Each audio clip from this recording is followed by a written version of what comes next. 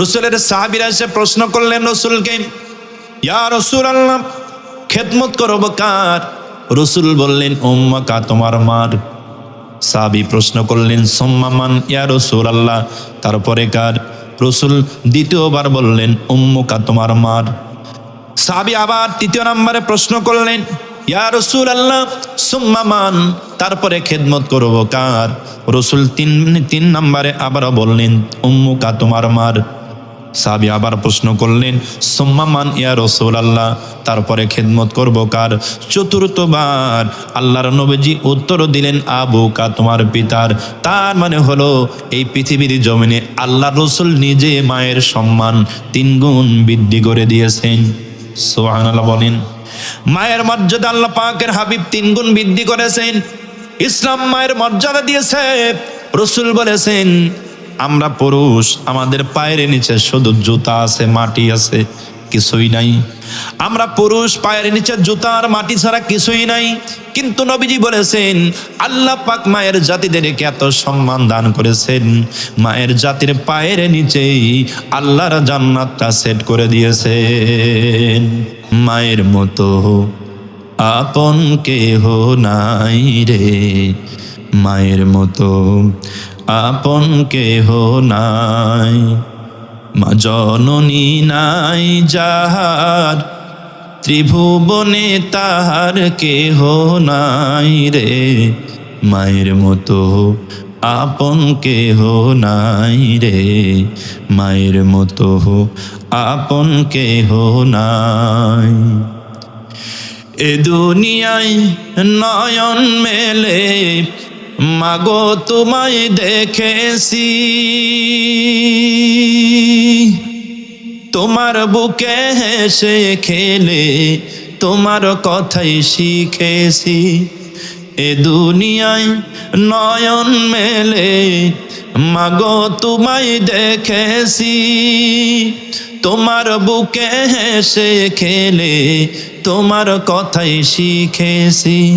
তাই তো বলি, তোমার মতো দরদি কেউ নাই মাগো, মায়ের মতো আপন কেহ নাই রে, মায়ের মতো আপন কেহ নাই। মা জননী নাই যাহার, ত্রিভুবনে তাহার কেহ নাই রে, মায়ের মতো আপন কেহ নাই রে, মায়ের মতো আপন কেহ নাই। আমি আঘাত পাইলে তোমার চোখে নামে পানি, সেই পানিতে ধুয়ে মাগো কোলেতে নাও টানি।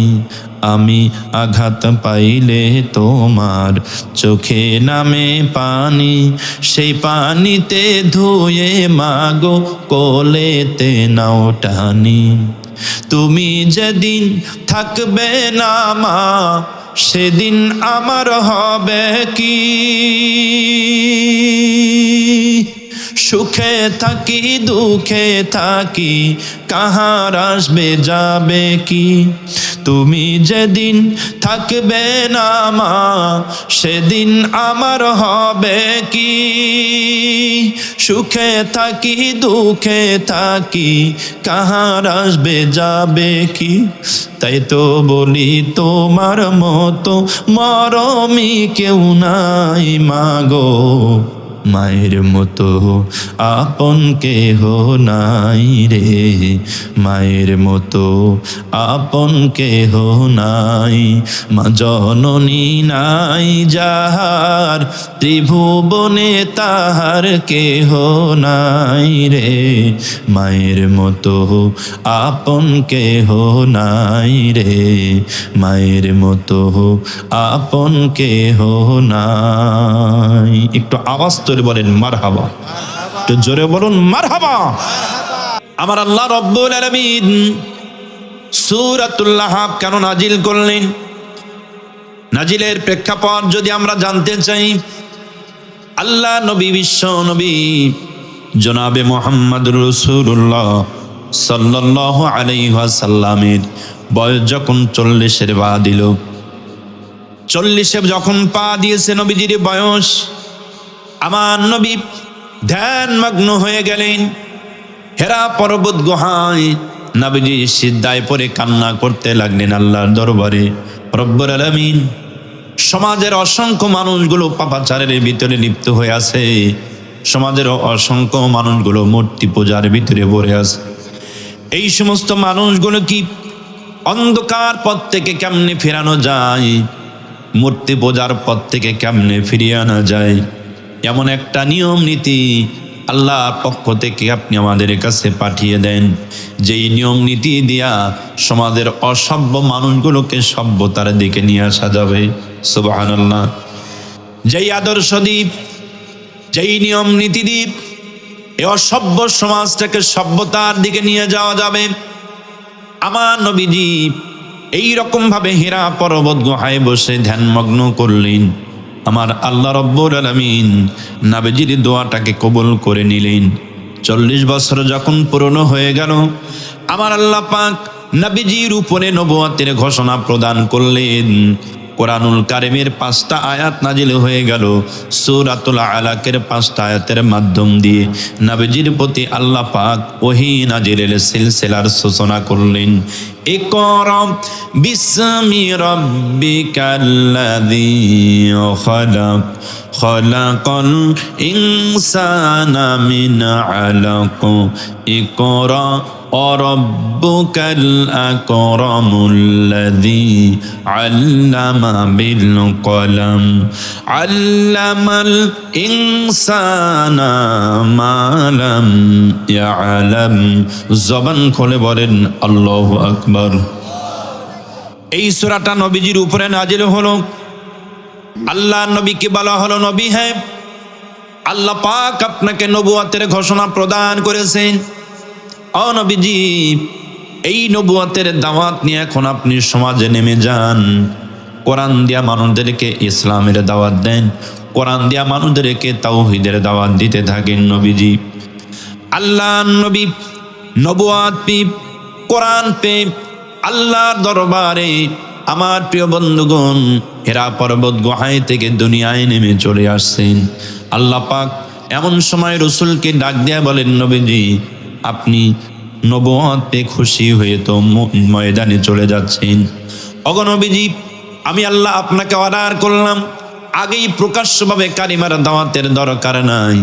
আপনি যদি সমাজে আগেই প্রকাশ্যভাবে কালিমার দাওয়াত দেন, গোটা সমাজ শিরকের পথে লিপ্ত হয়ে আছে, গোটা সমাজ জাহিলিয়াতের পথে নিমজ্জিত হয়ে আছে, গোটা এলাকা মূর্তি পূজার ভিতরে লিপ্ত হয়ে আছে। আপনি নবী একা যদি তাওহীদের আওয়াজ যদি প্রকাশ্যভাবে আগেই তুলে ফেলেন, আপনার উপরে জুলুম নির্যাতন চালায়া দেবে, আপনার উপরে নির্যাতন শুরু করে দেবে। আপনি সহ্য করতে পারবেন না নবী, আমি আল্লাহ সহ্য করতে পারবো না। যার কারণে আগেই প্রকাশ্যভাবে কালিমার দাওয়াতের দরকার নাই, গোপনে গোপনে মানুষের মাঝে কালিমার দাওয়াতটা দিতে থাকেন। সুবহানাল্লাহ। আমার আল্লাহ পাক নবীকে কালিমার দাওয়াতের অর্ডার করলেন গোপনে। আল্লাহ নবী গোপনে কালিমার দাওয়াত নিয়ে সমাজে নেমে এসে সর্বপ্রথম নিজের ঘরের ভিতরে প্রবেশ করেছেন। আল্লাহর নবী নিজের ঘরের ভিতরে প্রবেশ করে আল্লাহর নবী বিশ্ব নবীজির প্রাণ প্রিয় বড় স্ত্রী আম্মাজান খাদিজাতুল কুবরাকে সর্বপ্রথম কালিমার দাওয়াতটা দিয়ে দিলেন। আমার নবী কালিমার দাওয়াত দিলেন, খাদিজা, ও খাদিজা, আল্লাহ আমাকে নবুয়ত দিয়েছেন। খাদিজা রে, ইসলাম কি কবুল করবে না? কালিমা কি তুমি স্বীকার করবে না? আমি রসুলকে কি তুমি রসুল বলে মানবে না? খাদিজাতুল কুবরা চোখ দিয়া দর দর করে পানি ছেড়ে দিয়া কান্না করতে লাগলেন। আর ডাক দিয়ে বলেন, নবীজি ওগো প্রাণের স্বামী, আজকে দীর্ঘ 15টা বছর হলো আপনার সাথে আমি ঘর সংসার করি। এই ঘর সংসার জিন্দগিতে আমি খাদিজা আপনার চরিত্রের দিকে তাকালাম, এত সুন্দর চরিত্র পৃথিবীর সাধারণ কোনো মানুষেরও হয় না। সুতরাং পানের স্বামী রে, আপনি আমাকে কালিমার দাওয়াত দিলেন, আমি আর দেরি করব না, তাড়াতাড়ি করে কালিমা পড়ে মুসলমান বানিয়ে দেন।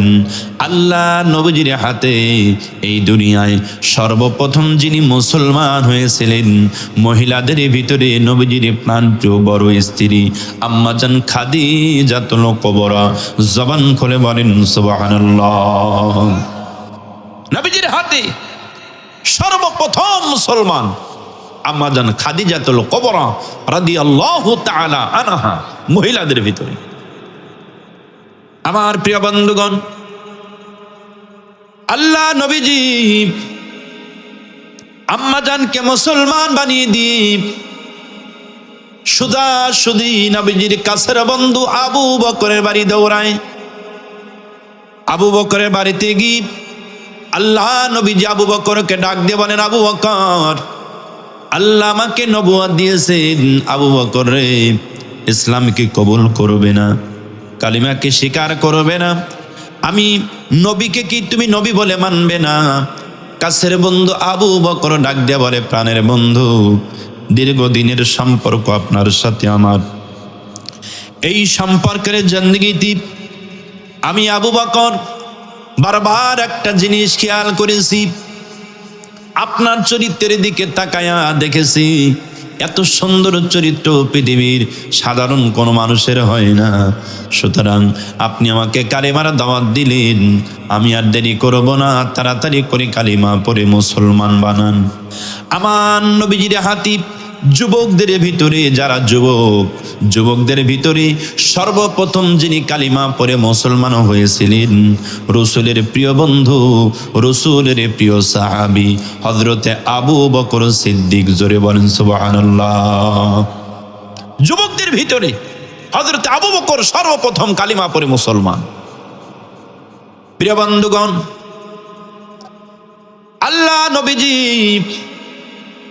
আবু বকরকে মুসলমান বানিয়ে সবে মাত্র রাস্তায় উঠেছেন।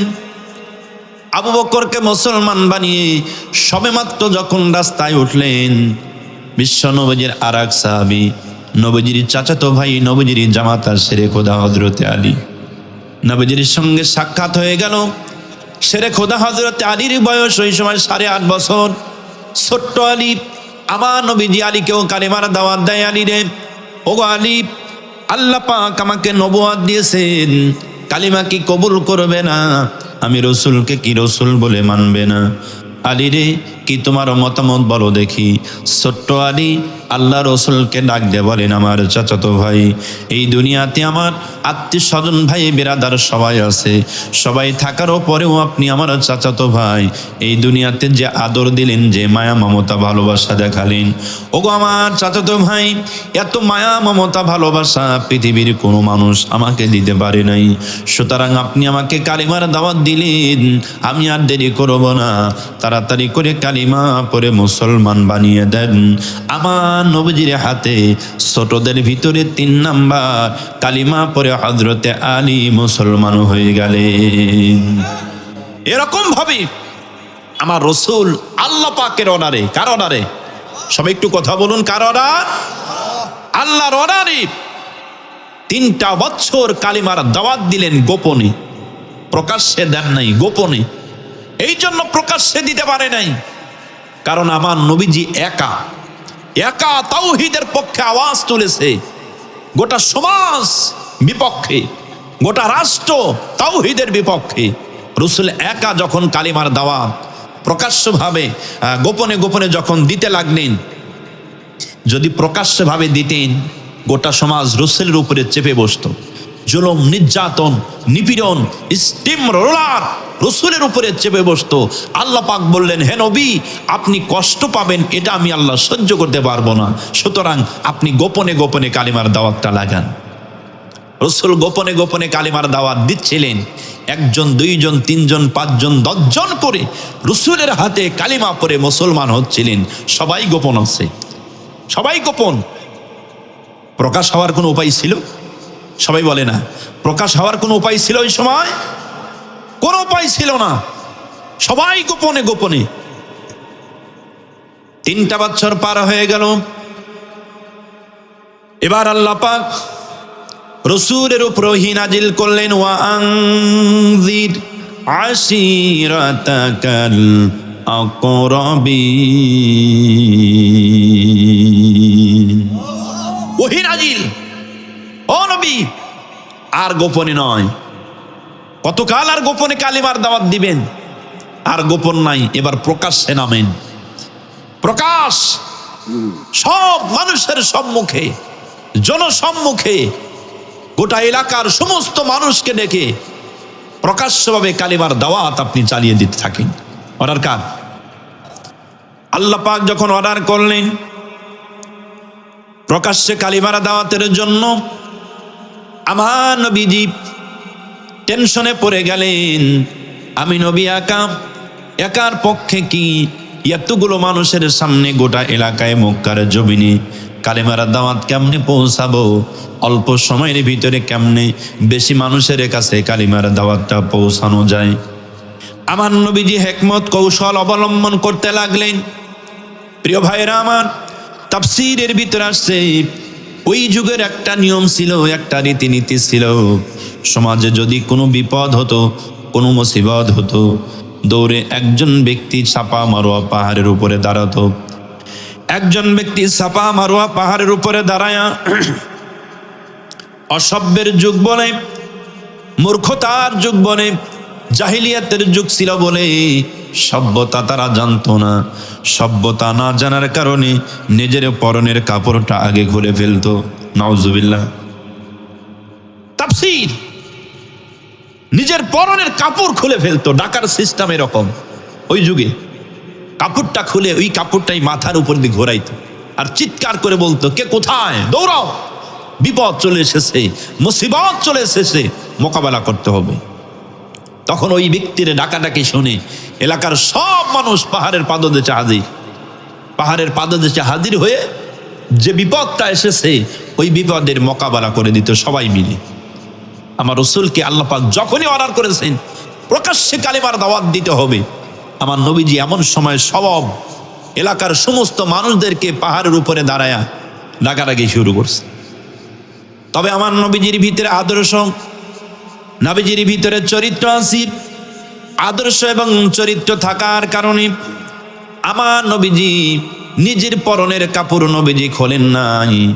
আলাদা একটা লাল শাড়ি কাপড় নবীজি ব্যবহার করেছেন। আলাদা লাল শাড়ি কাপড় আমার নবীজি ব্যবহার করে লাল শাড়ি কাপড়টা মাথার উপর দিয়ে ঘোরাচ্ছিলেন আর চিৎকার করে করে ডাকতেছিলেন, কে কোথায় আছো? দৌড়াও, বিপদ এসেছে, মুসিবত এসেছে, মোকাবেলা করা লাগবে। সুবহানাল্লাহ। আমার নবীজি যখন ডাক দিতে লাগলেন, আল্লাহ রব্বুল আলামিন আমার নবীজির কণ্ঠটা গোটা মক্কার আনাচে কানাচে সবার কানে পৌঁছায়া দিতেছেন। সুবহানাল্লাহ, জোরে বলুন। নবীজির কণ্ঠটা গোটা এলাকার সব মানুষের কণ্ঠে পৌঁছায়া দিতেছেন। আমার নবীজির কণ্ঠটা যখন সমস্ত মানুষের কানে পৌঁছে গেল, এলাকার সব মানুষ একই ধারণা করেছে আজকে পাহাড় থেকে এমন একজন ব্যক্তি ডাক দিতেছে যেই ব্যক্তির চরিত্র হলো, যেই ব্যক্তি পৃথিবীর জমিনে কোনোদিন মিথ্যা কথা বলে নাই। কি সাক্ষ্য! রাসূলের ব্যাপারে ওরা ওই সময় দিয়েছিল, অথচ রাসূল নবুয়ত পেয়েছেন, প্রকাশ এখনো পায় নাই। নবীজি নবুয়ত পাওয়ার পূর্বেই সমাজে তারা নাম হয়ে গেল আল আমিন, আর সাদিক, সত্যবাদী, আমানতদার। তারা ঘোষণা করছে পাহাড় থেকে আজকে যেন তেন ব্যক্তি ডাক দেয় নাই। আজকে এমন একজন ব্যক্তি পাহাড় থেকে ডাক দিচ্ছে যেই ব্যক্তির চরিত্রে কোনোদিন মিথ্যা কথা আমরা পাই নাই। সুবহানাল্লাহ। অবশ্যই কোনো বিপদ, অবশ্যই কোনো মুসিবত হয়েছে, চলো যাই না, মোকাবেলা করতে হবে। সবাই মিলে এলাকার মানুষ সব রাসূলের ডাকে সাড়া দিয়া পাহাড়ের পাদদেশে হাজির হয়ে গেছে। প্রিয় বন্ধুগণ, এখনই শুরু হবে আবুল আহাব। রাসূল আল্লাহ পাক কেন আবুল আহাবের উপরে সূরা নাজিল করলেন, সূরাতুল আহাব? এত সময় কিন্তু এটাই আলোচনা করতেছি, নাজিল হবার কারণ। আমার প্রিয় বন্ধুগণ, যার উপরে সূরা নাজিল, লোকটার নাম হলো আবুল আহাব। সব মানুষের সাথে আবুল আহাব আইছে। আবুল আহাব এসে মানুষের সামনে দাঁড়ায় গেছেন, আমার নবীজি পাহাড়ের উপরে দাঁড়ায় আছেন, আবুল আহাব সামনে দাঁড়িয়ে গেছে। আল্লাহ নবীকে ডাক দিয়ে বলতেছেন, ভাতিজা আলিহাজা দাওয়াতানা, আলিহাজা জামাতানা, ও ভাতিজা কি তোমার মতলব, কি উদ্দেশ্যে আমাদের ডাক দিয়েছো বলো দেখি, কি বলতে চাও তুমি? এই সাত সকালে কিসের জন্য তুমি আমাদেরকে ডেকেছো, কি বলতে চাও একটু মন খুলে বলো তো দেখি। আল্লাহর নবীজি এলাকার প্রত্যেকটা মানুষকে নাম ধরে ডাকা শুরু করলেন। আমার এলাকার লোকেরা, আমার গোত্রের ভাইয়েরা শোনো, আমি মুহাম্মদ সাল্লাল্লাহু আলাইহি ওয়াসাল্লাম এই জন্য তোমাদের আজকে ডেকেছি, আমি এই জন্য তোমাদেরকে আহ্বান করেছি। আমি যদি বলি এই যে পাহাড়ের উপরে সুন্দর করে আমি দাঁড়িয়ে আছি, এই পাহাড়ের ঠিক অপোজিট সাইডে একদল শত্রু তোমাদের আক্রমণ করার জন্য তৈরি হয়ে আছে। ও আমার এলাকার লোকেরা বলো দেখি, আমার কথা কি তোমরা বিশ্বাস করবে? নবী যখন এই কথা বলেছে, এলাকার লোকেরা যারা পাহাড়ের পাদদেশে হাজির হয়েছিল সবাই মিলে এক বাক্যে বলে উঠলো, হ্যাঁ আপনার কথা আমরা বিশ্বাস করে নেব। আমার নবীজি আবার জিজ্ঞাসা করলেন, কেন বিশ্বাস করবে? সবাই মিলে আবার বলে উঠল, এই জন্য বিশ্বাস করে নেব, কারণ হলো ইতিপূর্বে আপনি যত কথা বলেছেন, আপনার কথার ভিতরে কোনোদিন আমরা মিথ্যা কথা বলতে শুনি নাই। জোরে বলুন সুবহানাল্লাহ। আপনারা কি বিরক্ত হচ্ছেন প্রিয় ভাই? বিরক্ত হচ্ছেন না তো? আমি কষ্ট করে আসছি আপনাদের শোনানোর জন্য। যদি আপনারা একটু আমাকে সহযোগিতা করেন, আমি চেষ্টা করবো আল্লাহর কোরআন থেকে কিছু কথা শোনানোর জন্য ইনশাআল্লাহ। আমার প্রিয় বন্ধুগণ, পাহাড়ের পাদদেশের সব মানুষগুলো এক বাক্যে বলে উঠলো, আপনার কথা আমরা বিশ্বাস করে নিলাম। আমার নবীজি বললেন, কেন বিশ্বাস করলেন? এই জন্য বিশ্বাস করলাম, কারণ হলো আপনার জবান থেকে ইতিপূর্বে কোনোদিন মিথ্যা কথা বলতে শুনি নাই। সুতরাং আজ পাহাড়ের অপোজিট সাইডে একদল শত্রু বাহিনী আছে, এটা আমরা বিশ্বাস করে নিলাম। আমার নবীজি এমন সময় এলাকার সব মানুষকে ডাক দিয়া বলতেছে, ও আমার এলাকার লোকেরা শোনো, এটাই যদি আমার কথা বিশ্বাস করো, আমি তোমাদেরকে বলছি শোনো, আল্লাহ পাক আমাকে একটা ঘোষণা করে দিয়েছি, আমি তোমাদেরকে একটা মেসেজ জানাই দিতেছি, কান খাড়া করে তোমরা শুনে নাও। আমার নবীজি এমন সময় প্রকাশ্যে আল্লাহ পাকের শেখানো কালিমার দাওয়াতটা মানুষের মাঝে প্রচার করবে। আমি আপনাদের মাঝে এখন খেয়াল করতে চাই, দেখেন 1 মিনিট আগে ওরা বলল, নবীজি আপনি ভালো মানুষ, আপনি সত্যবাদী, আপনি আমানতদারি, জীবনে কোনোদিন মিথ্যা বলেন নাই। অথচ রসুল কালিমার দাওয়াত দিবে, 1 মিনিট পরে তাদের অবস্থা কেমন হয় একটু আলোচনার দিকে তাকালে বোঝা যাবে। আমার প্রিয় বন্ধুগণ, আল্লাহর নবী সাফা মারোয়া পাহাড় থেকে সকলকে প্রকাশ্যভাবে কালিমার দাওয়াত দিলেন। ডাক দিয়া বলতেছে, এলাকার লোকেরা আমার কথা যদি বিশ্বাস করে থাকো তাহলে শুনে নাও।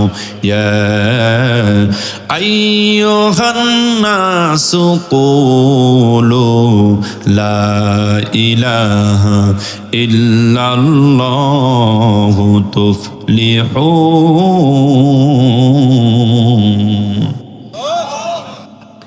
আল্লাহ নবী বললেন, ইয়া আইয়ুহান নাস, ওহে মানুষ সকল, কুলু তোমরা বলে ফেলো, লা ইলাহা ইল্লাল্লাহ, আল্লাহ ছাড়া কোনো আইনদাতা নাই, আল্লাহ ছাড়া কোনো বিধানদাতা নাই, আল্লাহ ছাড়া কোনো পালন কর্তা নাই, রিজিক দাতা নাই। এই কথা বলো, এই কথা যদি তোমরা বলো, বিশ্বাস যদি করো, তুফলিহুন, পৃথিবীর মানচিত্রে তোমরাই সফল হবে। সুবহানাল্লাহ বলেন। আমার প্রিয় বন্ধুগণ, আল্লাহ পাকের শিখানো কালিমার দাওয়াত যখনই আমার নবীজি প্রকাশ্যভাবে দিলেন, এতদিন কোনো সমস্যা হয় নাই, 3টি বছর গোপনে দিয়েছেন, কোনো সমস্যা হয় নাই। নবীজি যখন প্রকাশ্যভাবে কালেমার দাওয়াত সর্বপ্রথম দিতে গেলেন, সর্বপ্রথমই বাধার সম্মুখীন হলেন। পাহাড়ের পাদদেশে যত মানুষ একত্রিত হয়েছিল সবাই বলতে থাকলো, মোহাম্মদ এত সময় তো ভালো কথাই বলতেছিলা, এখন যা বলতেছো এই কথা তো আমরা মেনে নিতে পারবো না। নাউজুবিল্লাহ বলেন, এই কথা তো মেনে নিতে পারবো না। এত সময় তো সুন্দরভাবে বলতেছিলা, এখন কি বলতেছো মোহাম্মদ? এই কথা বলার কারণে তুমি তো সমাজ বিদ্রোহী হবে, তুমি তো রাষ্ট্রবিদ্রোহী হবে, গোটা সমাজ তোমার জন্য বিশৃঙ্খলা হবে, গোটা রাষ্ট্র বিশৃঙ্খলা হবে। এই কথা বলতে যাওয়া যাবে না, এই কথা শুনতে দেওয়া যাবে না, এই কথার মিশন সামনের দিকে আগানো দেওয়া যাবে না। সুতরাং তোমার এই কথা মানা যাবে না। আমার প্রিয় বন্ধুগণ, আমি আপনাদের কাছে এখন বলি, দেখেন তো 3টা বছর কালিমারা দাওয়াত দিলেন গোপনে, সমস্যা হলো না। যখনই প্রকাশ্যভাবে কালিমারা দাওয়াত দিলেন সাথে সাথে সমস্যা হয়ে গেল। কথা বলুন ঠিক কিনা? জোরে বলুন ঠিক কিনা? তার মানে এখানে আমি একটা কবিতা মাঝে মাঝেই বলি, প্রায় মাহফিলেই কবিতাটা বলি, যে কবিতাটা আমরা ছোটবেলায় পড়েছি, আপনারাও পড়েছেন। আমি যখন বলবো তখন আপনারা বেশ বুঝতে পারবেন। ছোটবেলায় আমরা কবিতা পড়েছি, বাবুরাম সাপুরে, কোথা যাও বাপুরে, আয় বাবা দেখে যা, 2টো সাপ রেখে যা, যে সাপের চোখ নেই, কান নেই, নাক নেই, করে না দে ফুসফাস, মারে না দে ঢুস ঢাস, নেই কোনো উৎপাত, খায় শুধু দুধ ভাত, সেই সাপ জানতো গোটা 2 আনতো, তেরে মেরে ডান্ডা করে দেব ঠান্ডা। প্রিয় ভাই, আপনারা পড়েছেন? এই কবিতা ছিল না আমাদের? আমরা যখন ছিলাম এই কবিতা আমরা পড়েছি, আমাদের পড়ানো হয়েছে। তার মানে কবি এ কথা বোঝাতে চায়, ও বাবুরাম সাপুরে, আমাকে এমন 2টা সাপ দিবা যেই সাপের চোখ, কান, নাক কিছু নাই, ফুসফাসও করবে না, ঢুস ঢাসও মারবে না, এ ধরনের 2টা সাপ দাও, আমরা লালন পালন করি। আর কোনোদিন যদি ফুসফাস করেই ফেলে, তেরে মেরে ডান্ডা করে দেব ঠান্ডা। তার মানে হলো, এই কবিতা থেকে যেটা আমি বোঝাতে চাচ্ছি সেটা হলো, এই সমাজটা হচ্ছে এমন, যেই সমাজে যদি আপনি যতকাল তেলতেলা ভাবে কথা বলবেন, যতকাল তাল মিলায়া কথা বলবেন, যতকাল মিনমিন করে কথা বলবেন, ততদিন পর্যন্ত সমাজে কোনো সমস্যা আপনার হবে না। জনমের মতো মুরগির রান চিবায়ে খাবেন, সমস্যা হবে না। কিন্তু যখনই আল্লাহর কোরআন থেকে হক কথাগুলো জাতির সামনে প্রকাশ করা শুরু করবেন, 1 শ্রেণীর মানুষ সাথে সাথে আপনার গলা চেপে ধরবে, কথা বলতে দিবে না। কথা বলুন ঠিক কিনা? সাথে সাথেই গলা চেপে ধরবে, হক কথা বলা শুরু করবেন, সাথে সাথেই আপনাকে বাধা দিবে। ঠিক কিনা? কথা বলুন। তবে আমরা বলতে চাই, যতই গলা চেপে ধরো, আর যতই কণ্ঠ চেপে ধরো, আর যতই বাধা সৃষ্টি করো, আমরা কোরআনুল কারিমের হক কথা জাতির সামনে প্রকাশ করেই যাব। এতে কোরআনুল কারিমের কথা বলতে গিয়ে যদি জীবন চলে যায়, জীবন দিতে হবে। ফাঁসিতে ঝুলতে হয়, ফাঁসিতে ঝুলতে হবে। নাস্তিক বেঈমানদের পরোয়া করে কথা বলা যাবে না। কথা বলো ঠিক কিনা? কোরআনুল কারিমের হক কথা বলতেই হবে। তবে হক কথা তিতা লাগে, তাতে কোনো সমস্যা নেই। ঠিক কিনা? কথা বলুন। সম্মানিত হাজিরিন, কোরআনুল কারিমের হক কথা, আল্লাহর নবীজি যখন হক দাওয়াত দিলেন, কালিমার দাওয়াত হক না? কি জোরে বলুন, হক না? হক কালিমার দাওয়াত যখনই প্রকাশ্যে দিলেন, সাথে সাথেই রাসূল বাধার সম্মুখীন হলেন। এমন বাধা যার নামে সূরা নাজিল, আবুল আহাবের কার্য শুরু হয়ে গেল। কেন নাজিল হলো সূরাতুল আহাব এখনই প্রমাণ হবে। আবুল আহাবের কর্ম শুরু হয়ে গেল। কি কর্ম? আবুল আহাব এবার মুখ খুলেছে, ভাতিজা মুহাম্মদ, আলিহাজা দাওয়াতানা, এই জন্য তুমি আমাদেরকে ডাকছো?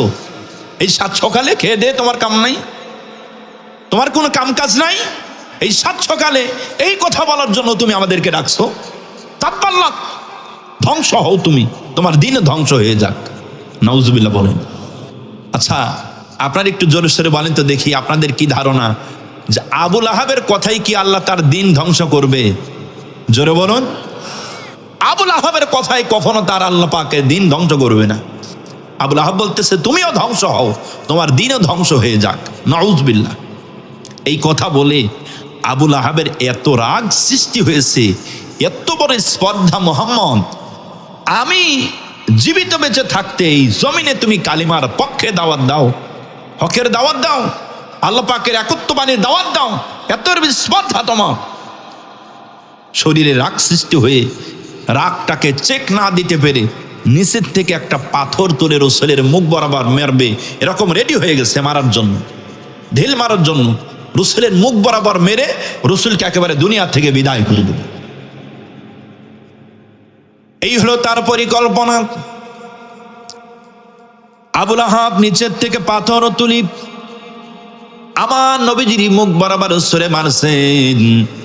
এমন সময় আল্লাহ পাক সহ্য করতে পারেন নাই। আল্লাহ রব্বুল আলামিন জিব্রাইলকে ডাক দিয়ে বললেন, জিব্রাইল রে, ও জিব্রাইল, যাও রে জিব্রাইল, যাও সাফা মারওয়া পাহাড়ের দিকে। ওই যে দেখো আমার নবীজি সাফা মারওয়া পাহাড়ের উপরে দাঁড়ায় আছে। সাফা মারওয়া পাহাড়ের উপরে দাঁড়ায়া তাওহীদের দাওয়াত দিলেন আমার নবীজি। কালিমার দাওয়াত দিয়েছেন সবার মাঝে। কালিমার দাওয়াত দেওয়ার কারণে ওই যে দেখো আবুল আহাব সহ্য করতে পারে নাই।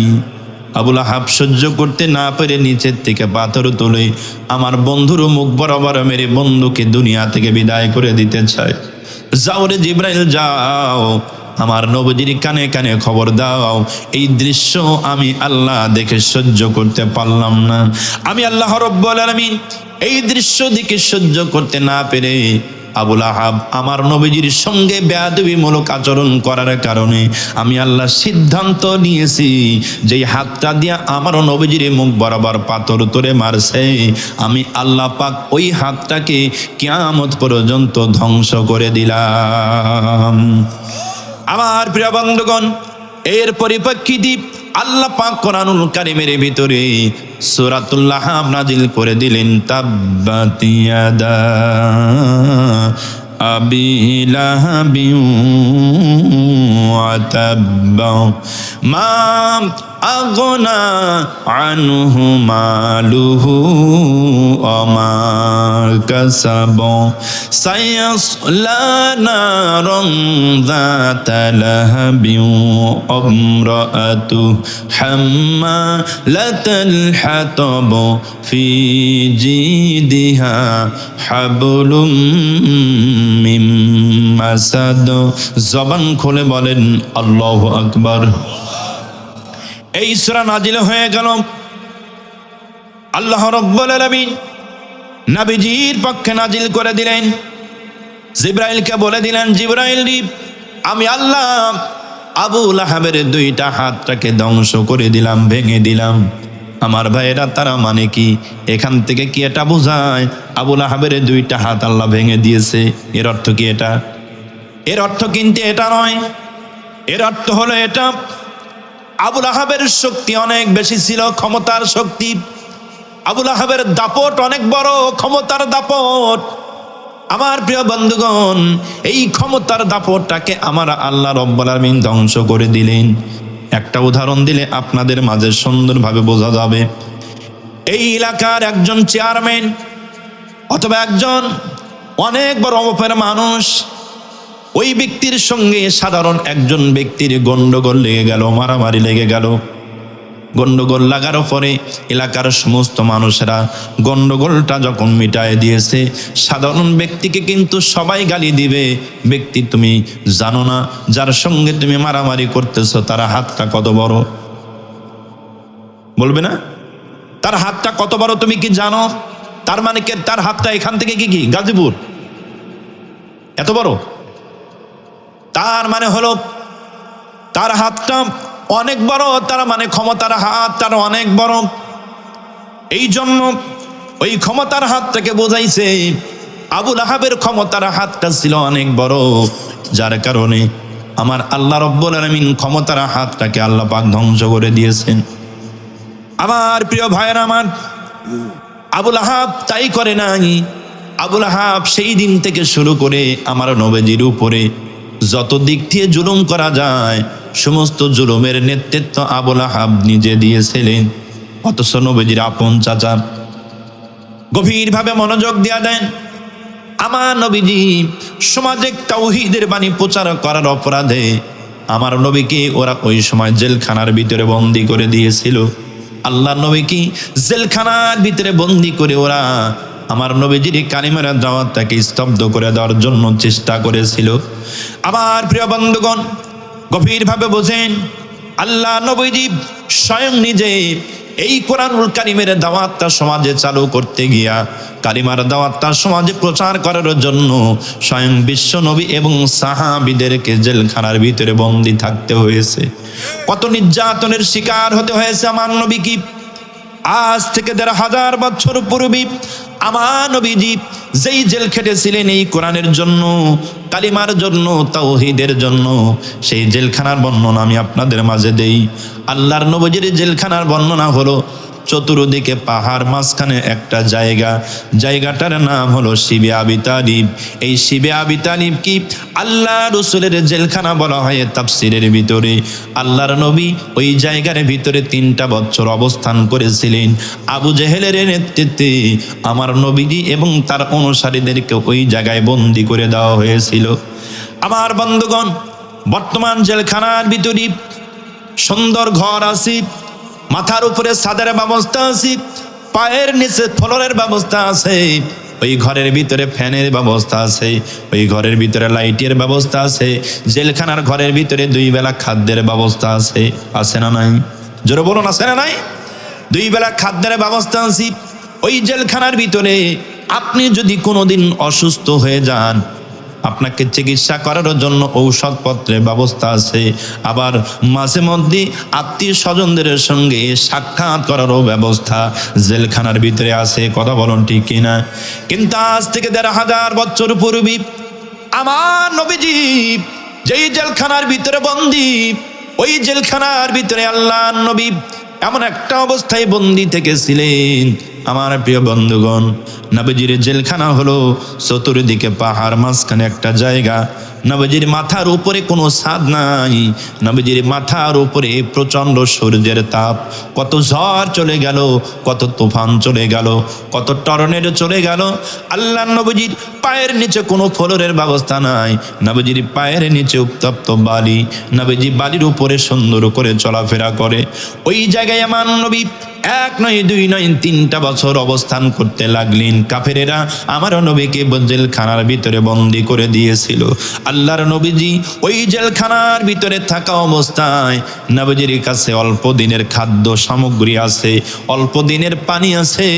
আল্লাহর নবীজির কাছে অল্প দিনের খাদ্য এবং পানি থাকার কারণে অল্প দিনের ভিতরে খাদ্য পানিগুলো শেষ হয়ে গেল। আর এইদিকে রাষ্ট্রীয়ভাবে ঘোষণা হয়ে গেছে, মুহাম্মদ এবং তার দলবলের কোনো মানুষের সঙ্গে কোনো মানুষ কথা বলতে পারবে না, লেনদেন করতে পারবে না, বিবাহ শাদীর অনুষ্ঠান করতে পারবে না, সামাজিকতার কোনো সম্পর্ক গড়াইতে পারবে না। রাষ্ট্রীয়ভাবে ঘোষণা হয়ে গেল, যদি কেউ সম্পর্ক গড়াইতে যায় রাষ্ট্রীয়ভাবে তাদের শাস্তির আওতায় নিয়ে আসা হবে।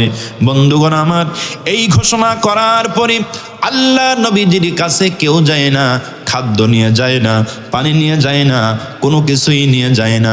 নবীজি আমার খোদার যাতনা সহ্য করতে পারে না।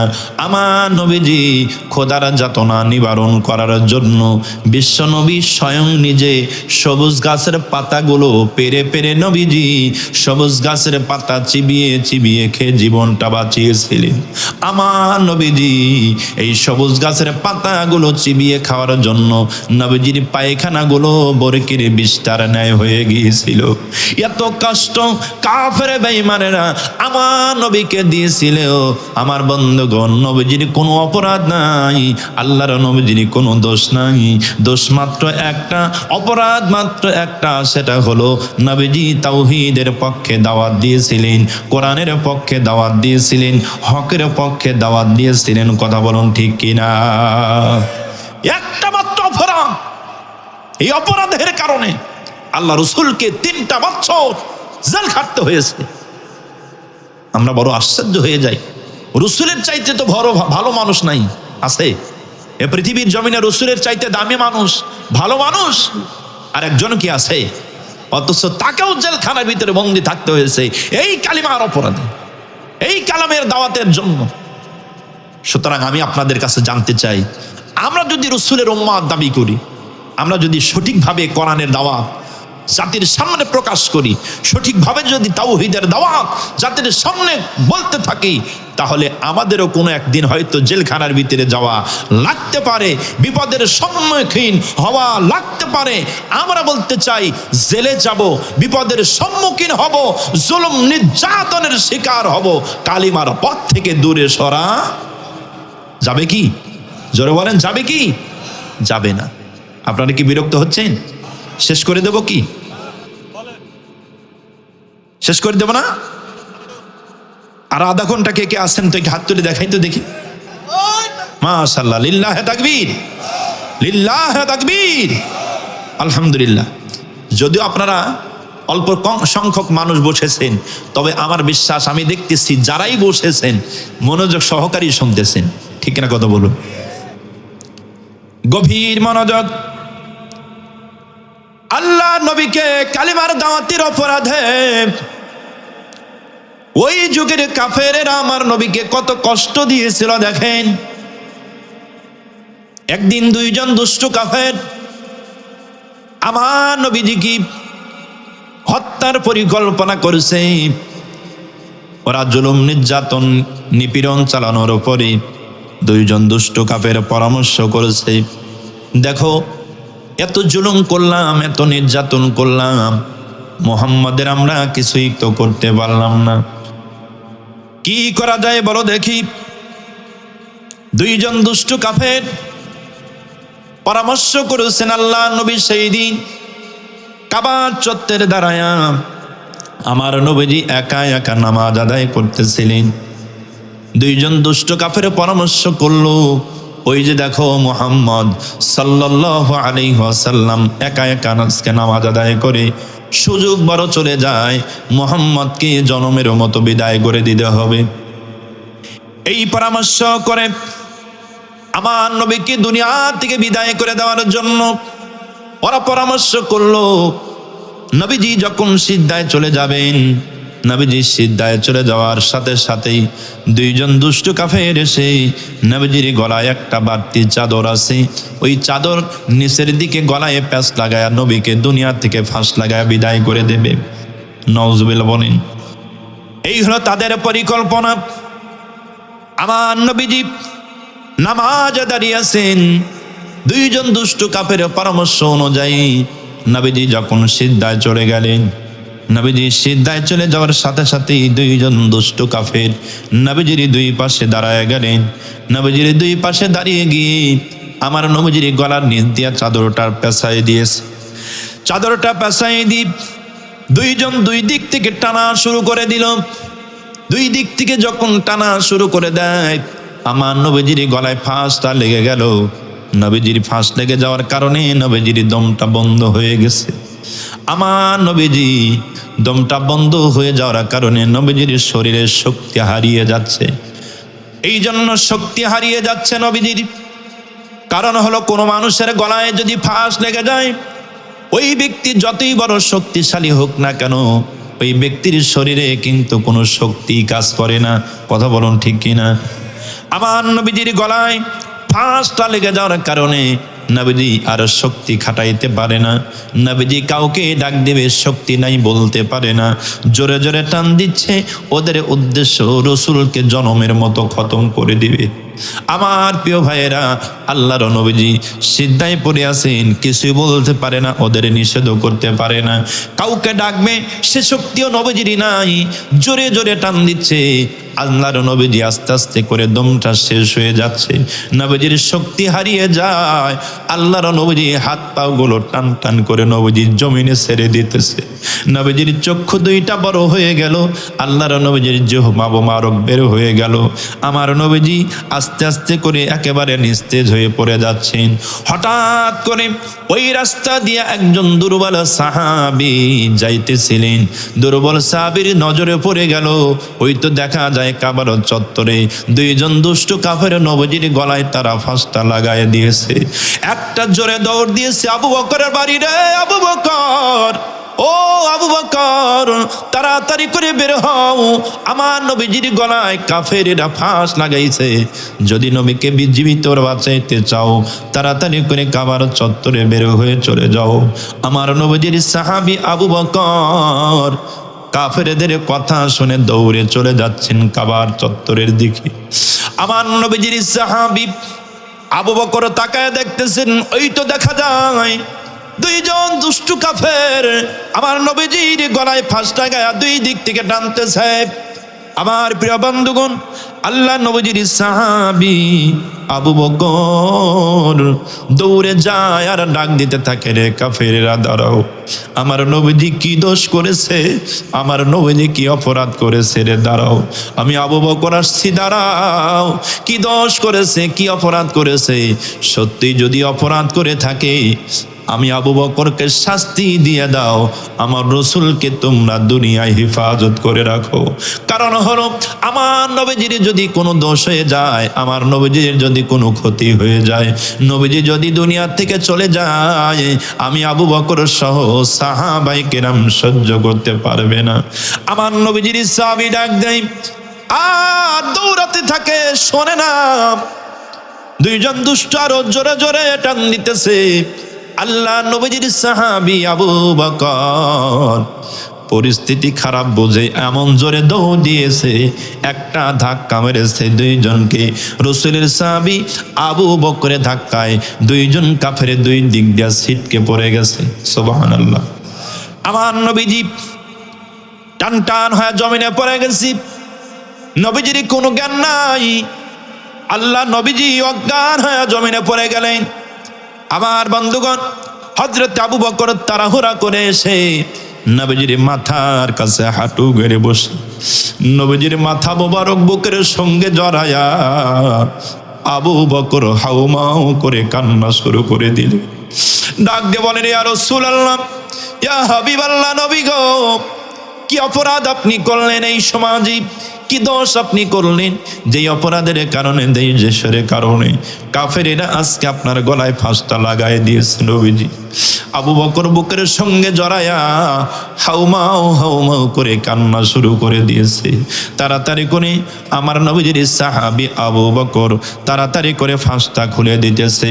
তাড়াতাড়ি করে ফাঁসটা খুলে দেওয়ার কারণে দেখা গেল অল্প সময়ের ভিতরেই আবু বকরের ফাঁসটা খুলে দেওয়ার কারণে অল্প সময়ের ভিতরেই নবীজির দমটা স্বাভাবিক হয়ে যাচ্ছে। আল্লাহর নবীজির দমটা স্বাভাবিক হয়ে যাওয়ার কারণে নবীজির জ্ঞানটা ফিরে আসলো। আল্লাহর নবী আস্তে আস্তে করে উপরের দিকে তাকাচ্ছেন। আমার নবীজি উপরের দিকে যখন নজর করেছে, নবীজি তাকায়া দেখতেছেন নবীজির প্রিয় সাহাবী আবু বকর চোখ দিয়া দর দর করে পানি ছেড়ে দিয়েছে। আমার নবীজি আবু বকরের চেহারা দেখে নবীজি হাউমাউ করে কান্না করে, ও আবু বকর, একটু আগে যদি তুমি না আসতাম, আবু বকর রে, কাফেরেরা আমাকে দুনিয়া থেকে বিদায় করে দিত। একটু আগে যদি না আসতো আবু বকর, ওরা আমার কাজকে শেষ করে দিত। আমার নবীজির সাহাবী আবু বকর জানতে চায়, ইয়া রাসূলুল্লাহ, ইয়া হাবিবাল্লাহ, আমি আপনার কাছে জানতে চাই নবীজি, কেন ওরা আপনার গলায় ফাঁসটা লাগায়া দিল? কি অপরাধ আপনি করেছেন, কি দোষ আপনি করেছেন, কিসের জন্য ওরা আপনার গলায় ফাঁসটা লাগায়া দিল? আমার নবীজি ডাক দিয়ে বলতেছেন, আবু বকর, ও আবু বকর শোনো, আমি নবীজি এই সমাজে কোনো দোষ করি নাই, এই সমাজে আমি নবীজি কোনো অপরাধ করি নাই, তাহলে ও কিসের জন্য আপনার গলায় একটা ফাঁসটা লাগাই দিয়েছে?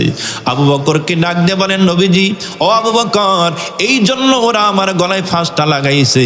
আমার দোষ মাত্র একটা, সেটা হলো তাওহীদের আওয়াজ আমি তুলেছি সমাজে, কালিমার দাওয়াত সবার মাঝে পৌঁছায়া দিয়েছি, কোরআনুল কারীমের দাওয়াত সবার মাঝে পৌঁছায়া দিয়েছি। এই একটা মাত্র অপরাধের কারণে ওরা আজকে আমার গলায় ফাঁসটা লাগায় দিয়েছে।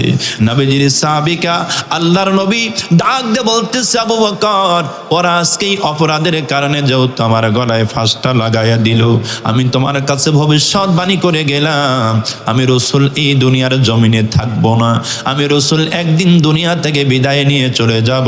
আমার অনুসারীরা এই পৃথিবীর জমিনে কিয়ামত পর্যন্ত বেঁচে থাকবে। কথা বলুন ঠিক কিনা? আমি থাকবো না, কিন্তু আমার অনুসারী থাকবে। ও আবু বকর, পক্ষান্তরে যারা আমার গলায় ফাঁস লাগাইছে ওরাও কিয়ামত পর্যন্ত বেঁচে থাকবে না, কিন্তু ওদের নাতিপুতি কিয়ামত পর্যন্ত বেঁচে থাকবে। কথা বলুন ঠিক কিনা? প্রিয় বন্ধুগণ আমার, ওদের নাতিপুতিগুলো কিয়ামত পর্যন্ত বেঁচে থাকবে। আমার নবীজি আবু বকরকে বলতে চায়, আবু বকর, আমি তোমাকে ভবিষ্যৎবাণী করে গেলাম রে, এই দুনিয়ার জমিনে আমরা যারা অনুসারী কিয়ামত পর্যন্তই তারা এই কোরআনের দাওয়াত মানুষের মাঝে চালাবে, কোরআনুল কারীমের হক কথা মানুষের মাঝে প্রচার করবে, কালিমার দাওয়াতগুলো মানুষের মাঝে পৌঁছায়া দিবে। ও আমার আবু বকর, এই দাওয়াতটা কিয়ামত পর্যন্ত চলতে থাকবে, কিয়ামত পর্যন্ত ওরাও দুনিয়ার জমিনে বেঁচে থাকবে। যারা আজকে আমার গলায় ফাঁস লাগাইছে, এই হকের দাওয়াত যারা মানুষের মাঝে প্রচার করেছে, কিয়ামত পর্যন্ত তারা আমার সাহাবী, আমার উম্মত, আমার অনুসারীদের উপরে জুলুম করবে, নির্যাতন করবে, নিপীড়ন করবে। আমার আবু বকর শোনো, ওরা যুগে যুগে আমার অনুসারীদেরকে ফাঁসির কাজটা পর্যন্ত ঝোলায় দিবে, কিন্তু আমি তোমার কাছে ভবিষ্যৎবাণী করে গেলাম রে আবু বকর, আমি তোমাদের কাছে বলে যেতে চাই, কালিমার জন্য, ইসলামের জন্য, হকের জন্য, তাওহীদের বাণীর জন্য প্রয়োজনে এই পৃথিবীর জমিনে জীবন দিতে হবে, শহীদ হতে হবে। কালিমার পথ থেকে দূরে সরা যাবে না। জবান খুলে বলেন সুবহানাল্লাহ। কালিমার জন্য, ইসলামের জন্য, তাওহীদের জন্য জীবন দিতে হবে। কালিমার পথ থেকে দূরে সরে চলে যাওয়া যাবে না। কথা বলুন ঠিক কিনা? ইমানের পথে অটল অবিচল থেকে এই পৃথিবীর মানচিত্র থেকে আমাদের বিদায় নিতে হবে। ইমানের পথে অবিচল থেকে আমার মরণ যেন হয়, ইমানের পথে অবিচল থেকে আমার মরণ যেন হয়। তোমারই কাছে মিনতি আমার, তোমারই কাছে মিনতি আমার, ও গো মহামহিয়ান, ইমানের পথে অবিচল থেকে আমার মরণ যেন হয়। জোরে বলেন আমিন। আমার প্রিয় ভাইয়েরা, শেষের দিকে নিয়ে চলে যাচ্ছি। আল্লাহ নবীজির উপরে যখন সূরাতুল লাহাব নাজিল হলো, আমার নবীজির উপরে জুলুম নির্যাতন শুরু হয়ে গেল। তাফসীরের ভিতরে আসছি, আল্লাহ নবীজির নবুয়ত পাবার পূর্বেই নবীজির ঘরে আল্লাহ পাক দুইটা কন্যা সন্তান দান করেছিলেন। কয়টা? সবাই বলেন কয়টা? দুইটা কন্যা সন্তান আল্লাহ পাক দান করেছিলেন। এই দুইটা কন্যা সন্তানের সাথে আবু লাহাবের দুইটা পুত্র সন্তান ছিল, নাম তাদের উতবা এবং উতাইবা। এই উতবা এবং উতাইবার সাথে আমার নবীজির দুইটা কন্যা সন্তানের ওই সময় বিবাহ হয়ে গেল। নবীজির উপরে যখন সূরা লাহাব নাজিল হয়ে গেল, আল্লাহর নবী লাহাবের চরিত্রটা মানুষের মাঝে প্রকাশ করে দেয়। সূরা লাহাব নিয়ে তাফসীর করে নবীজি, সাহাবীদের মাঝে গবেষণা করে লাহাবের চরিত্র, লাহাবের পরিণতি কেমন হবে এটার আলোচনা করে। একজন মুনাফিক টাইপের মানুষ নবীজির এই কথাগুলো আবুল আহাবের কানে পৌঁছায় দেয়, আবুল আহাব, আপনার ভাতিজা মুহাম্মদ আপনার বিরুদ্ধে খারাপ কথা বলে, আপনি নাকি জাহান্নামে যাবেন, আপনার পরিণতিও নাকি ভয়াবহ হবে, এই কথা আপনার ভাতিজা বলে। এই কথা শুনে আবুল আহাব যেহেতু মক্কার 42 নেতার এক নেতা, ক্ষমতা অনেক বেশি, তার ক্ষমতা অনেক বেশি, অর্থের ক্ষমতা আছে, অর্থের দাপট আছে, ক্ষমতার দাপট আছে, যার কারণে আবুল আহাবের মনটা খারাপ। বাড়িতে চলে আসছেন মনটা খারাপ করে। বাড়িতে এসে তার 2টা সন্তান উতবা এবং উতাইবা, 2 ভাইকে ডাক দিল ঘরের ভিতরে, উতবা এবং উতাইবা কোথায় আছো, দৌড়াও। বাবা যখন ডাক দিয়েছি, উতবা এবং উতাইবা বাপের সামনে দাঁড়ায় গেল। বন্ধুগণ, এবার আবুল আহাব ডাক দিয়ে বলতেছে, ও উতবা এবং উতাইবা, শোনরে, মুহাম্মাদের এত বড় সাহস কে দিয়েছি, আমার বিরুদ্ধে খারাপ কথা বলে, আমার বিরুদ্ধে সে দুর্নাম করে, এর পরিণাম কত ভয়াবহ হবে সে তো তা জানে না। ও উতবা এবং উতাইবা, আমি তোমাদের পিতা হয়ে তোমাদের 2 ভাইকে একটা অর্ডার করব। অর্ডার যদি ফলো করো তোমরা আমার সন্তান হিসাবে পরিচয় দিতে পারবা, অর্ডার যদি ফলো না করো তোমাদের সাথে আমার কোনো সম্পর্ক থাকবে না। সেই অর্ডারটা হলো, আমি তোমাদেরকে অর্ডার করলাম, মুহাম্মদ আমার বিরুদ্ধে খারাপ কথা বলার কারণে আমি সিদ্ধান্ত নিয়েছি তোমরা 2 ভাই এই একই সময়ে গিয়া মুহাম্মাদের 2টা কন্যা সন্তানকে তালাক দিতে হবে। নাউজুবিল্লাহ বলেন। যদি তালাক দিতে পারো আমাদের সাথে তোমাদের সম্পর্ক থাকবে, যদি তালাক দিতে না পারো সম্পর্ক থাকবে না। কোনটা করবে বলো? আবুল আহাবের পাপিষ্ঠ 2টা সন্তান পিতার কথা রক্ষা করার জন্য দৌড়ে চলে গেল। আমার নবীজির বাড়ির সামনাসামনি দাঁড়িয়ে আমার নবীজির নাম ধরে ডাকতে লাগলেন। ডাকা শুরু করে দিল, মুহাম্মদ, এই মুহাম্মদ কোথায় আসো, বেরো হয়ে আসো, এই মুহাম্মদ কোথায় আসো, বেরো হয়ে আসো। নবীজি আমার তার নাম ধরে ডাকা শুনিয়া মনে মনে ভাবলেন, আমার নামটা ধরে আবার কে ডাক দেয়। নবীজি ঘর থেকে বের হয়ে দেখেন আবুল আহাবের 2টা পাপিষ্ঠ সন্তান নাম ধরে ধরে ডাক দিতেছে। আমার ভাইয়েরা, আমার নবীজির নাম ধরে কোনোদিন আমার আল্লাহ পর্যন্ত ডাক দেয় নাই, সেই নবীজির নাম ধরে আবুল আহাবের 2টা পাপিষ্ঠ সন্তান ডাক দেয়। আমার নবীজির সামনে দাঁড়ায় আল্লাহ নবীজিকে ডাক দিয়ে বলতেছে, মুহাম্মদ সাল্লাল্লাহু আলাইহি ওয়াসাল্লাম, এত বড় সাহস তোমাকে কে দিয়েছে? তুমি আমার বাবার বিরুদ্ধে বানায় বলো, আমার বিরুদ্ধে খারাপ কথা বলো, এর পরিণাম কত ভয় হবে তুমি কিন্তু তা জানো না। এর পরিণাম হলো আমরা 2 ভাই তোমার 2টা মেয়েকে বিবাহ করেছি। এই পরিণাম হলো আমরা 2 ভাই এট এ টাইমে এই মুহূর্তে তোমাকে সাক্ষী রেখে আমরা ঘোষণা করে দিলাম, আমরা 2 ভাই মিলে তোমার 2টা কন্যা সন্তানকে তালাক দিয়ে দিলাম। নাউজুবিল্লাহ বলেন। আমার বন্ধুগণ, আমি একজন মানুষ, উনি একজন মানুষ, আমার ভাই পরিচালক একজন মানুষ। আমার আন্ডারে যদি আমার নিজের মেয়ে থাকে, ওনার যদি মেয়ে থাকে, ওনার মেয়েকে যদি ওনার মেয়ের জামাই ওনার সামনে যদি তালাক দেয়, একটু জোরে সরে বলেন তো দেখি মনে আঘাত লাগবে কি লাগবে না?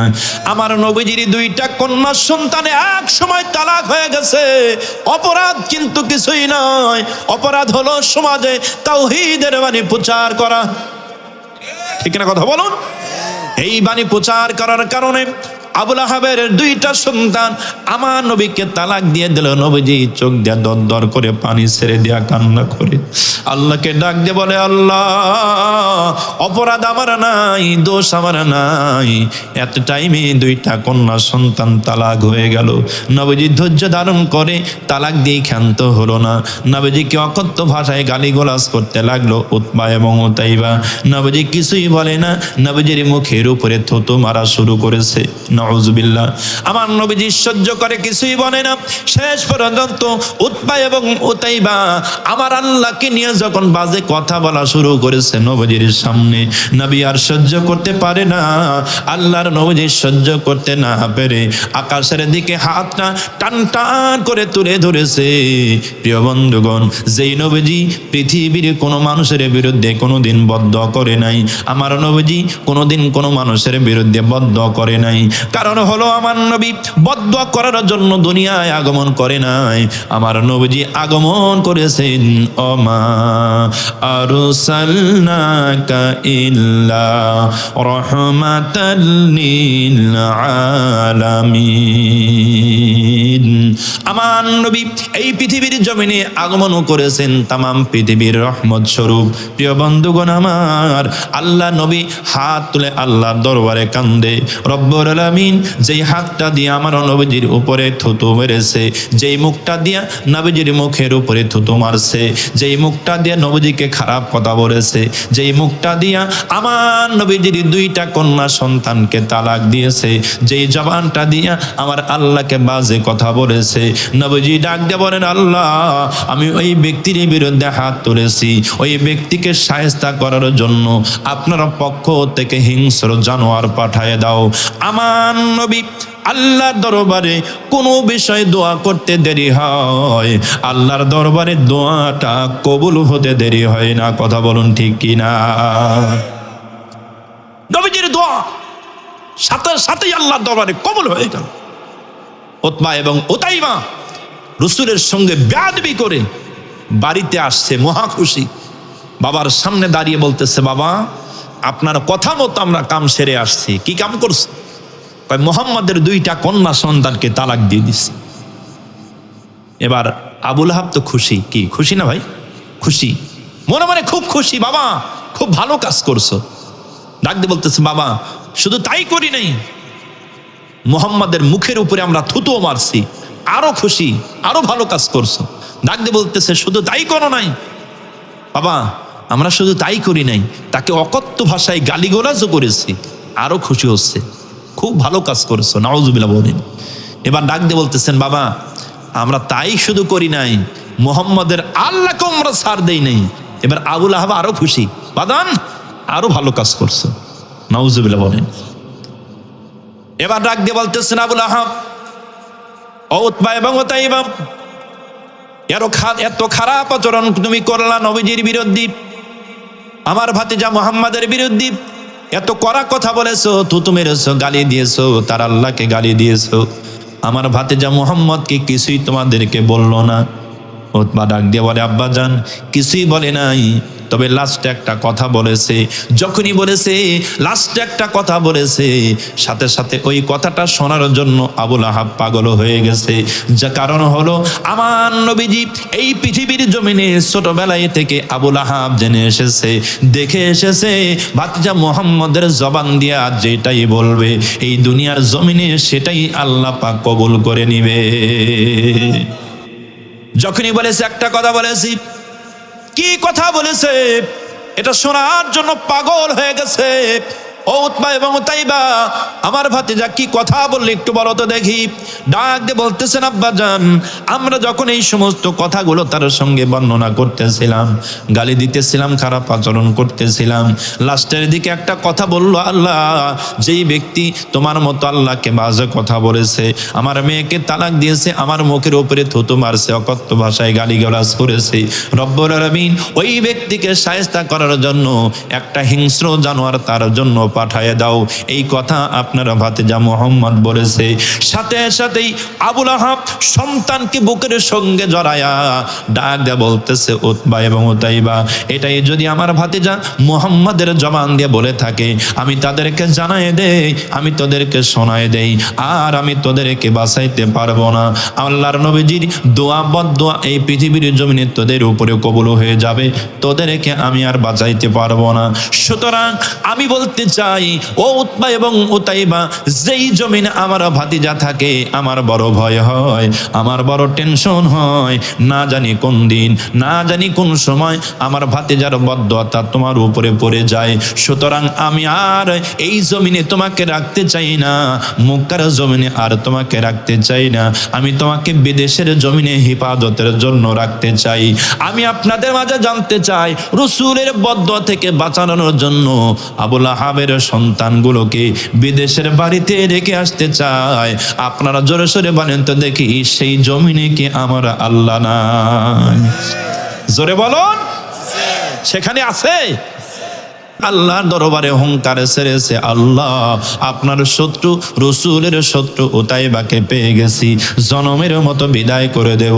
আমার বন্ধুগণ, বাঘের গর্জন শুনে উতবার চোখে ঘুমটা ভেঙে গেল। উতবা তাকায় দেখতেছেন বিশাল বড় বাঘ দাঁড়ায় আছে। আব্বাজানকে ডাক দিয়ে বলতেছেন, আব্বাজান আপনি বুঝি আর আমাকে বাঁচাইতে পারলেন না, মুহাম্মাদের বদদুয়া বুঝি আমার উপরে কবুল হয়ে গেল।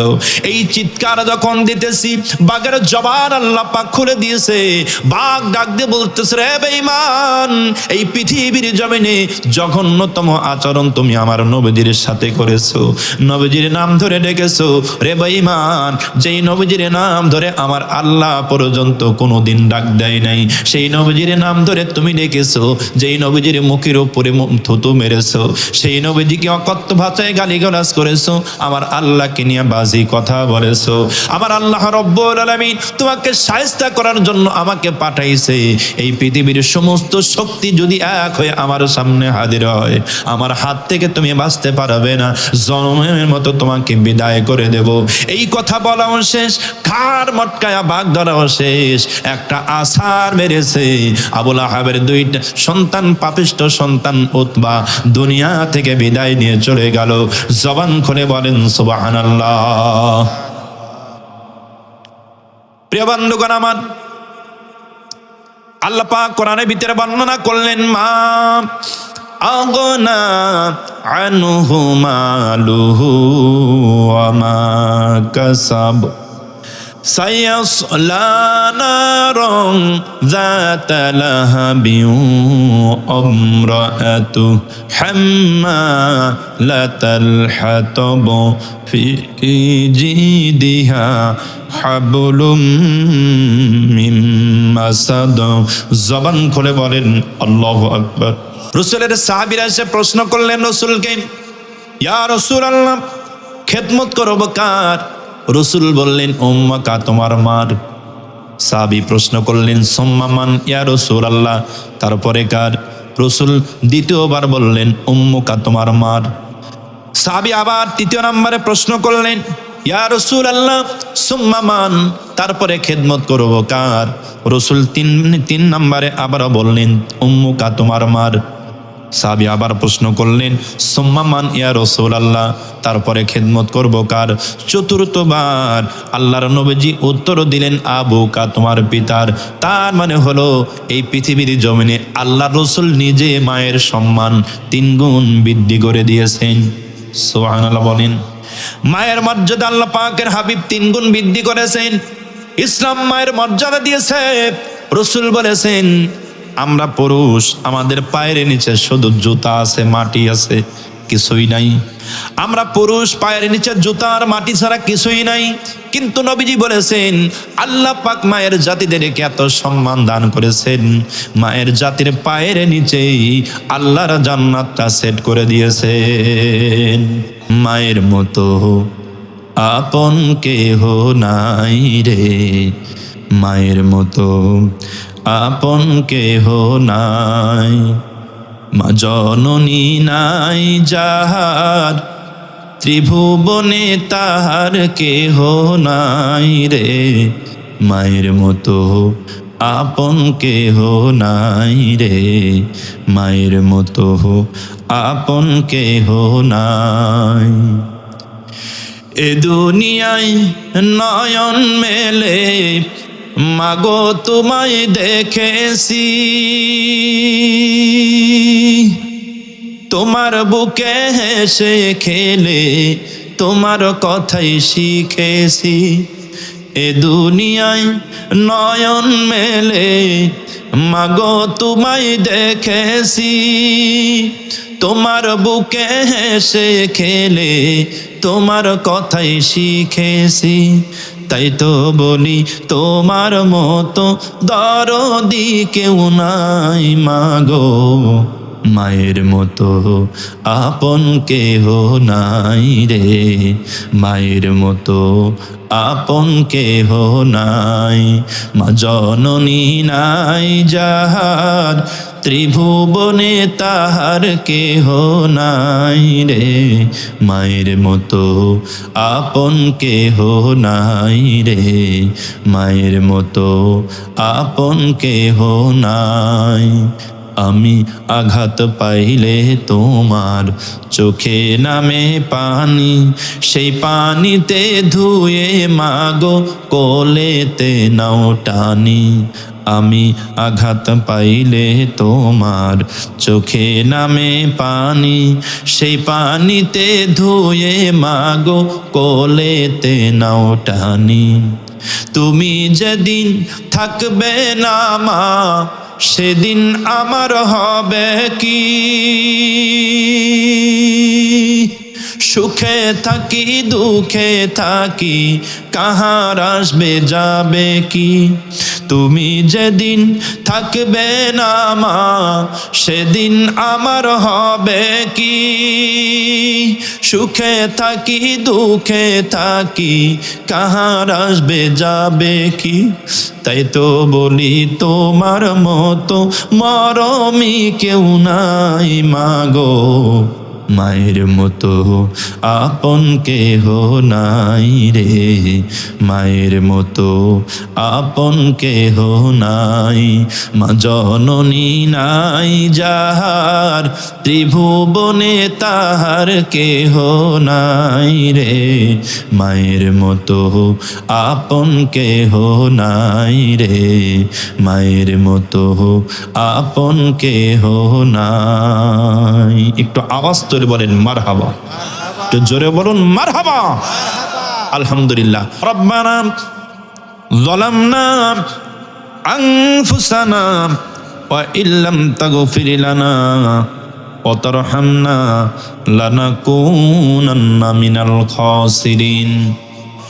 রব্বানা লা তুযিগ কুলুবানা বা'দা ইয হাদাইতানা ওয়া হাব লানা মিন লাদুনকা রাহমা ইন্নাকা আনতাল ওয়াহ্হাব। আয় রব্বুল আলামিন, বিশাল আসমানের নিচে বিস্তীর্ণ জমিনের উপরে আল্লাহ আপনার কুদরতি চোখ দিয়ে নজর করে দেখেন, বাংলাদেশের রাজধানী ঢাকার বুকে সাভার এলাকায় নুরুল কোরআন মডেল মাদ্রাসায় তাফসিরুল কোরআন মাহফিলে রব্বুল আলামিন তোমার বান্দা বান্দীদেরকে সাথে করে নিয়ে মাগরিব থেকে শেষ পর্যন্ত কোরআনুল কারীমের আলোচনা শোনায়েছি। আল্লাহ, শেষ মোনাজাতি আপনার দরবারে বড় আশা নিয়ে হাত তুলেছি। ওগো আল্লাহ, মেহেরবানি করে আজকের এই তাফসিরুল কোরআন মাহফিল আপনার দরবারে কবুল আর মঞ্জুর করে নাও। হাদিয়া যা মেলে, তোহফা যা মেলে, উম্মতের কান্ডারি নবী, আব্বা হারা নবী, আম্মা হারা নবী, নবীজি রওজা মুবারকে সবগুলো পৌঁছিয়ে দাও। তাম পৃথিবীর মাটির নিচে যত মুমিন মুমিনাত ঘুমায় গেল, মেহেরবানি করে সবার কবরে সব পৌঁছিয়ে দাও। আল্লাহ তাআলা, এই মুহূর্তে মনে পড়ে যায়, জানি না কার যেন মা অন্ধকার কবরে ঘুমাইছে। ওগো আল্লাহ, জানি না কার যেন আব্বা জান সন্তানগুলোকে চির জনমের মতো বিদায় নেওয়া অন্ধকার কবরে চলে গেছে। আয় আল্লাহ, বিশেষ করে মা, একটা অক্ষর মা, তামাম পৃথিবীর মধু যেন এই শব্দের ভিতরে ঢোকাইছো। মাবুদ রে, মা যারা নাই ওই ব্যক্তির মনে বড় ব্যথারে মৌলা। 10 মাস 10 দিন আমার মা আমাকে গর্ভে ধারণ করেছিলেন। মায়ের গর্ভে যখন ছিলাম রে, মা এই পৃথিবীর জমিনে কতই না কষ্ট করেছে। যন্ত্রণার পরে যন্ত্রণা, কষ্টের পরে কষ্ট মা 10 মাস 10 দিন সহ্য করেছে। সবাই ঘুমিয়ে যায়, মা রাত্রির বেলায় আমাকে পেটে নিয়ে ঘুমাতে পারে নাই। সারাদিন মা বাবার সংসারে খাটাখাটনি করে কাজকর্ম করেছিলেন। বিকালবেলায় যখন মা পেটের ভিতরে খোদা নিয়া যখন মা খাইতে বসেছিলেন, আমরা নিষ্ঠুরের নাই মায়ের পেটের ভিতরে হাঁটু দিয়া গোতা মেরে দিয়েছিলাম, পা দিয়া লাথি মেরে দিয়েছিলাম। মায়ের পেটে বেদনা শুরু হয়ে গিয়েছিল, মা আর খাইতে পারেন নাই। খাবারের প্লেটটা সরাইয়া দিয়া মা চোখের পানি ছেড়ে দিয়া কান্না করেছিলেন। আল্লাহ, ওগো আল্লাহ, এই মায়ের গর্ভে থেকে যেই দিন বের হলাম, মার কলিজার উপরে লাথি মেরে মায়ের কলিজার নাড়িগুলো ফেটে দিয়া বের হয়েছিল মৌলা। মা অজ্ঞান হয়ে পড়েছিলেন। আমরা যখন এই দুনিয়ায় পড়ে ওয়া করে কেঁদে উঠেছিলাম, মায়ের কানে আল্লাহ শব্দ পৌঁছায়া দিল। মা জানতে চায় আমার কি হয়েছে। ও মৌলা, আমার মায়েরা চাচিরা মাকে জানায় দিল তোমার একটা পুত্র সন্তান হয়েছে। মার কলেজা খুশি হয়ে যায়, মার সাথে সাথেই সমস্ত কষ্ট বেদনা দূর হয়ে চলে যায়। আয় আল্লাহ, এই মায়ের বুকের উপরে বসে বসে দুধ পান করলাম। মাবুদ রে, এই মা আমাকে বড় কষ্ট করে সন্তানের মতো সন্তান মানুষ বানানোর জন্য কতই না কষ্ট করলেন রে মৌলা। মা বাড়িতে খাটে কত কষ্ট করে টাকা জমায়া সন্তানকে মানুষের মতো মানুষ বানায়া ঢাকার জমিনে চাকরিতে পাঠায়া দিয়েছে। মাবুদ রে, সন্তানগুলো মাসে মাসে টাকা পাঠাবে, মা কত আনন্দ করবে। সেই মা সন্তানের ইনকাম দেখতে পারল না, আল্লাহর ডাকে সারা দিয়া কবরে চলে গেল। আয় আল্লাহ, সেই মা হারা সন্তানগুলো আমার সঙ্গে চোখের পানি ছেড়ে দিয়া কান্না করে। আয় আল্লাহ, বাবার কথাও ভোলা যাবে না, আব্বা জানেরও অবদান তো ভোলা যাবে না। আব্বা জান সন্তানগুলোকে মানুষের মতো মানুষ বানানোর জন্য মনে মনে কত স্বপ্ন না এঁকেছিলেন।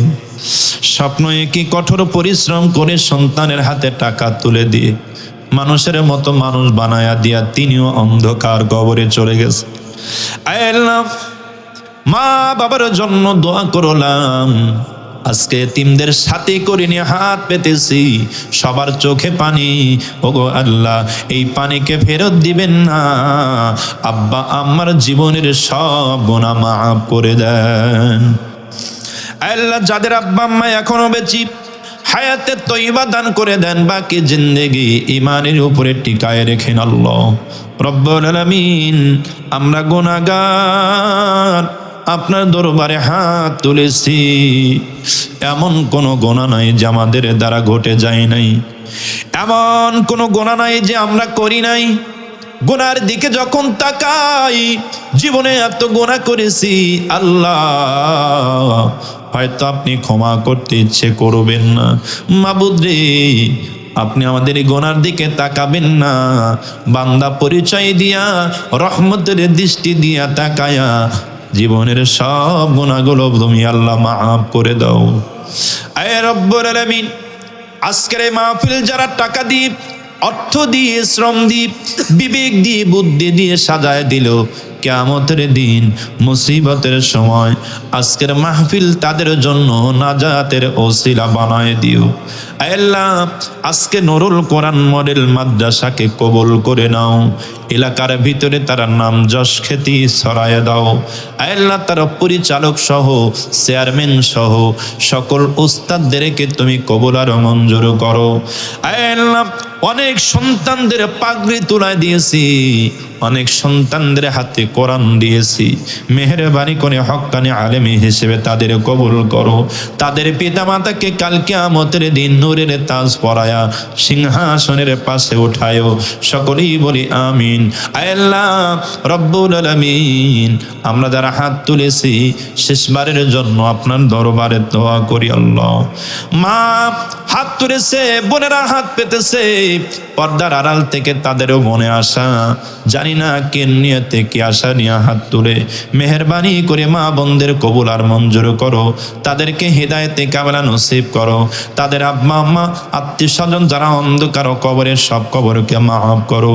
আয় আল্লাহ শেষের দিকে চলে যাই, রব্বুল আলামিন বাংলার জমিনটাকে ইসলামের জমিন হিসেবে কবুল করে নিও।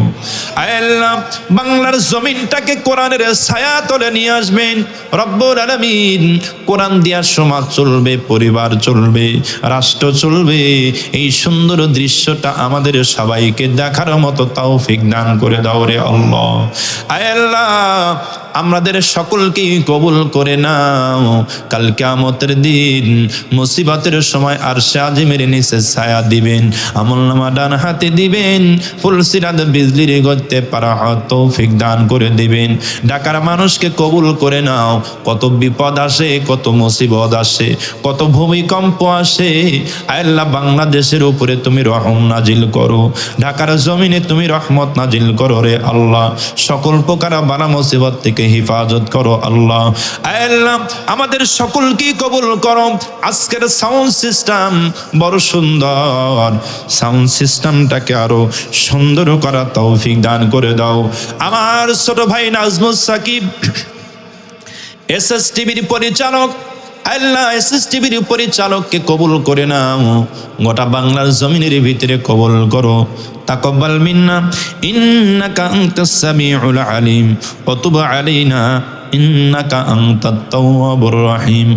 সুবহানা রাব্বিকা রাব্বিল ইজ্জাতি আম্মা ইয়াসিফুন ওয়া সালামুন আলাল মুরসালিন আলহামদুলিল্লাহি রাব্বিল আলামিন। মৌতের দিনে আমাদের সবার জবানে জারি করে দিবেন তাওহীদের কালিমা লা ইলাহা ইল্লাল্লাহু মুহাম্মাদুর রাসূলুল্লাহ সাল্লাল্লাহু আলাইহি ওয়াসাল্লাম।